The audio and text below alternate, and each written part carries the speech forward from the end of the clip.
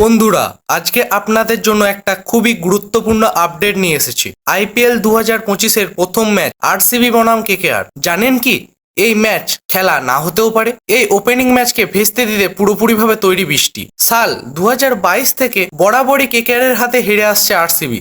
কেকেআরকে এবার তাদের ঘরের মাঠে এসে হারিয়ে যেতে পুরোপুরিভাবে প্রস্তুত আরসিবি, এবং তার জন্য তারা একটা মারাত্মক প্লেইং 11 তৈরি করেছে। তারই সঙ্গে কেকেআরও কিন্তু কোনো অংশে পিছিয়ে নেই। কেকেআরও তাদের এই 2022 সাল থেকে যে জিতে আসার সিলসিলা আছে সেটা পুরোপুরিভাবে চালিয়ে যেতে প্রস্তুত। তাহলে কি এই রাইভেলরি আটকাতে হস্তক্ষেপ করবে বৃষ্টি?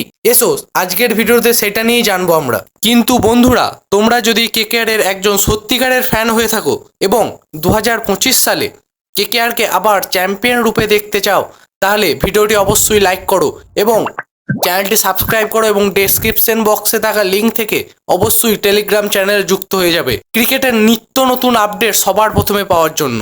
তাহলে এবার আজকের আপডেটটা নিয়ে আলোচনা করা যাক। বিশেষজ্ঞদের মতে আবহাওয়ার পূর্বাভাস বলছে যে 22 মার্চ অর্থাৎ শনিবার কলকাতায় বৃষ্টি হওয়ার সম্ভাবনা রয়েছে। বিশেষজ্ঞরা বলছেন সেদিন সারাদিনই আকাশ মেঘলা থাকবে এবং বিকালের দিকে বৃষ্টি হওয়ার সম্ভাবনা বেশি।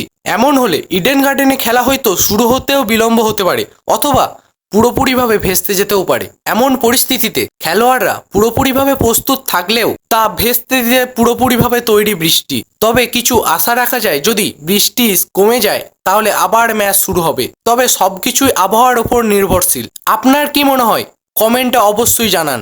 আর ক্রিকেটের এরকম নিত্য নতুন আপডেট পেতে ডেসক্রিপশন বক্স থেকে লিঙ্ক নিয়ে টেলিগ্রাম চ্যানেলে অবশ্যই জয়েন হয়ে যান। জয় হিন্দ, ধন্যবাদ।